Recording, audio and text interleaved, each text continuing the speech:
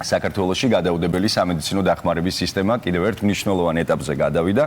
გადაუდებელი სამედიცინო დახმარების პირველი ტიპის გუნდმა, იგივე EMT1-მა საერთაშორისო კლასიფიკაცია მიიღო. ეს ნიშნავს, რომ ჩვენს ქვეყანას უკვე ჰყავს გუნდი, რომელიც მასშტაბური კატასტროფებისა და საგანგებო სიტუაციების დროს არა მხოლოდ ქვეყნის შიგნით, არამედ საჭიროების შემთხვევაში საერთაშორისო მისიებში შეძლებს მუშაობას. EMT1-ის შემადგენლობაში არიან ექიმები, პარამედიკოსები, ექთნები, ლოჯისტიკისა და ტექნიკური პერსონალის წარმომადგენლები, რომლებიც შემთხვევის ადგილზე მოკლე დროში აწყობენ საველე ჰოსპიტალს და უზრუნველყოფენ გადაუდებელი სამედიცინო დახმარების უწყვეტად მიწოდებას, რაც ნიშნავს ეს აღიარება საქართველოსთვის, როგორია საერთაშორისო სტანდარტები და რამდენად იზრდება ქვეყნის შესაძლებლობები კრიზისებზე რეაგირების მიმართულებით. ამ თემაზე ახლა ჩვენ სტუმრებთან ერთად ვისაუბრებთ. სტუდიაში ალექსი ბარათაშვილი, საგანგებო სიტუაციების კოორდინაციისა და გადაუდებელი დახმარების ცენტრის შიდა კონტროლის თბილისის სამმართველოს უფროსი და AISO მიმართულების ხელმძღვანელი, ასევე გიორგი ტატულაშვილი, სასწავლო სატრენინგო ცენტრის ინსტრუქტორი და საქართველოში EMT ტიპი 1 სამედიცინო კოორდინატორი შემოგვიერთნენ. მოგესალმებით. მოგესალმებით. გილოცავთ ამ წარმატებას და მიულოცოთ სრულიად საქართველოს ცხადია. პირველ რიგში დავიწყოთ იმით, თუ რას ნიშნავს EMT-ის მიერ ჯანდაცვის მსოფლიო ორგანიზაციის საერთაშორისო კლასიფიკაციის მიღება და რატომ არის ეს მნიშვნელოვანი თითოეული ჩვენგანისთვის და ჩვენი ქვეყნისთვის. მოგესალმებით კიდევ ერთხელ. როგორც უკვე აღინიშნა, ჩვენ მივიღეთ EMT1 კლასიფიკაცია, რაც არის საერთაშორისო საველე გადაუდებელი სამედიცინო დახმარების ჯგუფის საქართველოში კლასიფიკაცია, რომელიც მიიღებს მონაწილეობას კრიზისულ სიტუაციებში, ასობრივ კატასტროფებში, როგორც ქვეყნის შიგნით, ასევე ქვეყნის გარეთ. რომ ავხსნათ, ჯერ ალბათ თავიდან რას წარმოადგენს ეს ზოგადად, მთელ მსოფლიოში მიღებული პრაქტიკა ერთმანეთის დახმარება, მათ შორის სამედიცინო დახმარება, როდესაც რაღაც დიდი უბედურება ხდება და 2010 წელს ჰაიტის მიწისძვრის დროს 300-მდე სამედიცინო ჯგუფი სხვა ქვეყნიდან ჩავიდა ჰაიტიზე და იყო ცოტა გაუგებრობა, იმიტომ რომ არ იცოდნენ რომელ ჯგუფს რა შეეძლო, რომელ ჯგუფს სად გამოიყენებინიან და ასე შემდეგ. შესაძლებლობა ჰქონდა რომ მაქსიმალურად ეფექტურად მოხდარიყო ამ რესურსის ათვისება. ამიტომ სოფლიოში და ჯანმრთელობის სოფლიო ორგანიზაციის ჯამში დადგა ეს საკითხი, რომ რაღაცნაირად კლასიფიკაციაში მოექციათ ეს გუნდები. და 2013 წელს უკვე ფილიპინებზე შტორმის დროს, ქარიშხლის დროს უკვე იყო ეს კლასიფიკაცია მზად და საკმაოდ კარგად იმუშავა. ხა რაში მდგომარეობს? Emergency medical team, ანუ გადაუდებელი სამედიცინო დახმარების ჯგუფი ან გუნდი არის, ძირითადად სამი ტიპის. ტიპი 1, ტიპი 2, ტიპი 3. ტიპი 1 შეიძლება იყოს მობილური და ფიქსირებული. ჩვენი არის ფიქსირებული, მობილური გასაგებია ცოტა თვალთ მისადგომ ადგილებში, რომ ადვილად მივიდეს და გადაადგილდეს. ტიპი 1 ჩვენ აღმოვჩენთ მინიმალურ, ასე ვთქვათ, საწყის დახმარებას, დაახლოებით რომ ახსნათ, ეს არის სტაციონარის emergency-ის დონის. გულპირკის რეანიმაცია, სისხლის გაჩერება, გამოტეხილობის მომილიცია, მათ შორის მშობიარობის მიღება და ინფექციური დაავადების მართვა და ასე შემდეგ. შემდეგ EMT2 უკვე ცოტა მაღალი დონის არის, ფაქტობრივად მცირე ასე ვთქვათ, საველე ჰოსპიტალია, რომელსაც შეუძლია გარკვეული ოპერაციების ჩატარება ქირურგიული და ცოტა მძიმე პაციენტების მართვა და მესამე დონია Type 3 უკვე, ფაქტობრივად ისეთი ძლიერი პოლიპროფილური, მრავალპროფილური სამხედრო ჰოსპიტალი.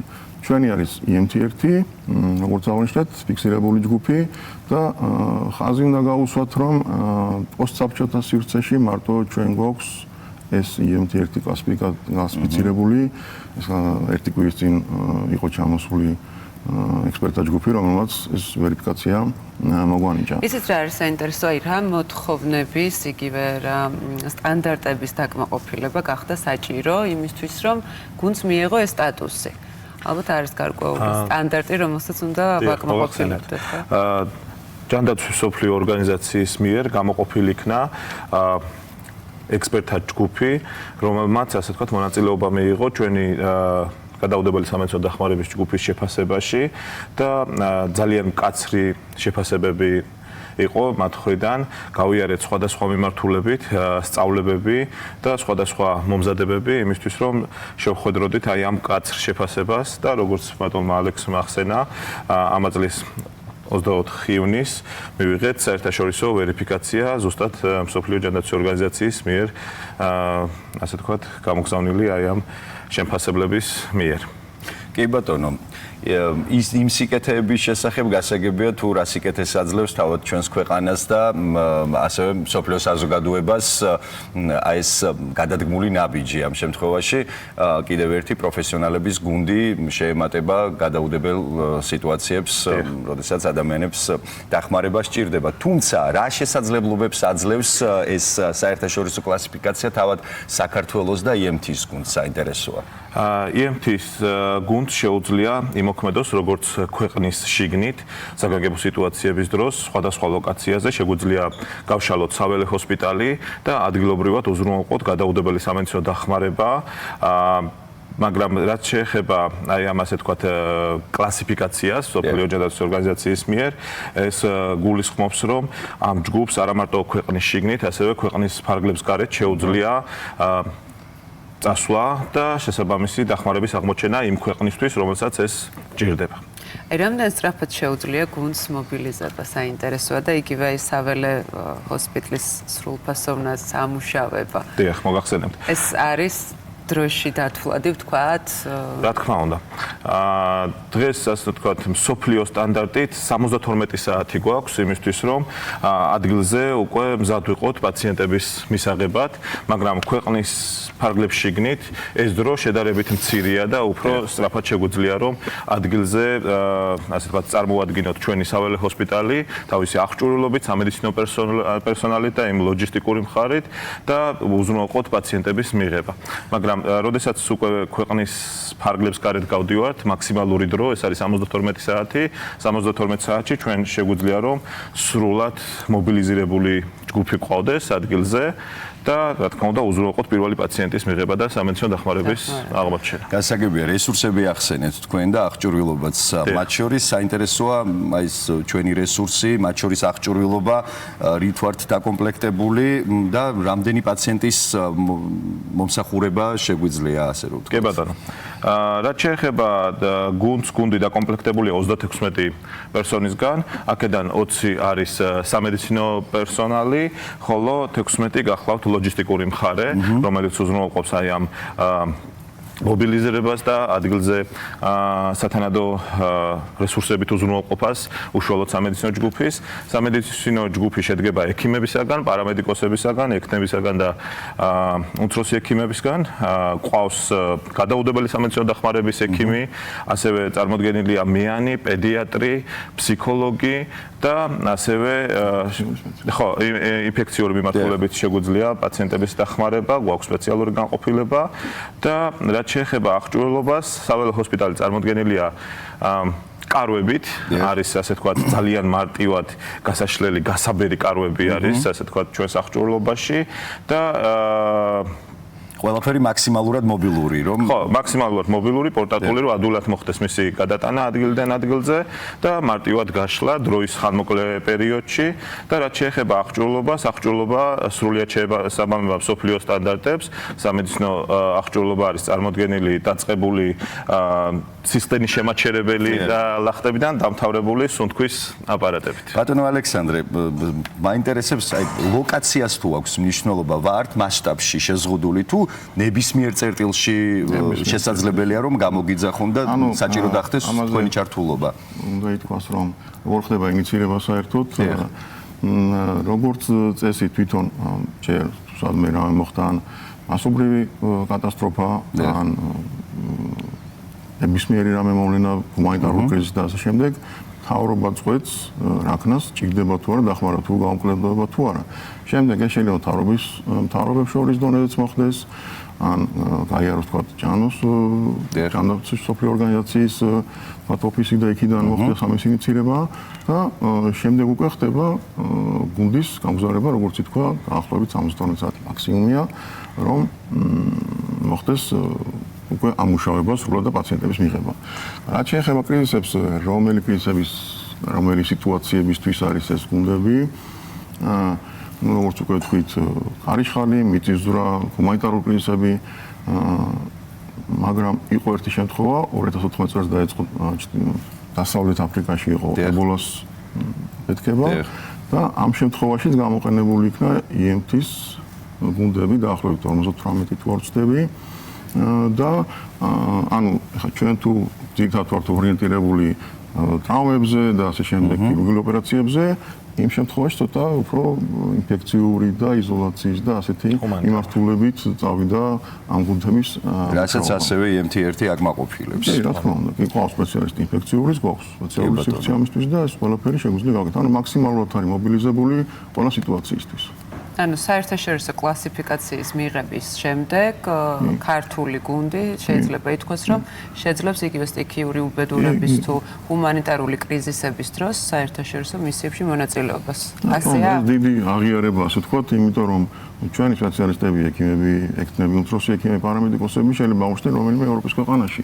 ანუ ყველა დაგვიფაროს, რა თქმა უნდა, არასოდეს დაგვჭირდეს, მაგრამ ჩვენი სპეციალისტები აღიარებულები არიან საერთაშორისო დონეზე, გარდა იმისა, რომ თვითონ გუნდსაც აქვს ეს კლასიფიკაცია, როგორც EMT1. მზაობა ყოველთვის არსებობს. რა თქმა უნდა, მზაობა არსებობს ამისთვის.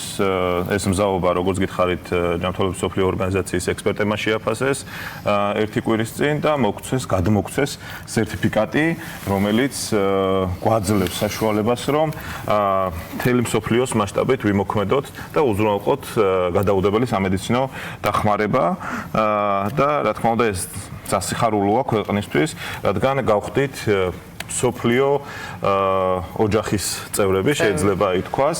ძალიან კარგია და მართლაც მოსალოცია თქვენს მიმართ ასე მთელ საქართველოს უნდა მიულოცოთ ეს აღიარება და ეს წარმატება შეიძლება ასე ითქვას.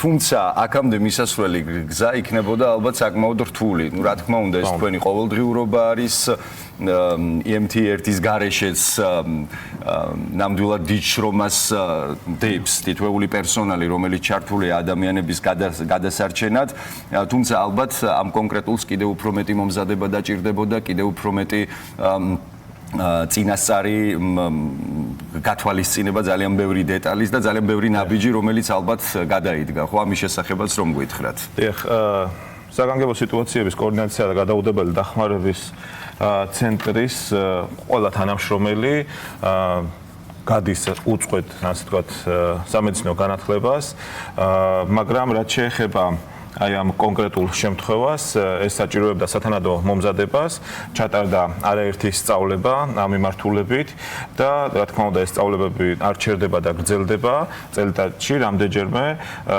აღნიშნული ჯგუფი იღებს ხელახალ ინფორმაციას, განახლებას ინფორმაციის, ტარდება სათანადო ტრენინგები, როგორც საველე ჰოსპიტალის უშუალოდ გაშლაში, ასევე სამედიცინო მიმართულებით, რაშიც ჩართულია საგანგებო სიტუაციების კოორდინაცია გადაუდებელი დახმარების ცენტრის სასწავლო სატრენინგო ცენტრი და რა თქმა უნდა, ეს ძალიან მნიშვნელოვანია როგორც ჩვენი პერსონალის განვითარებისთვის, ასევე ცენტრისთვის.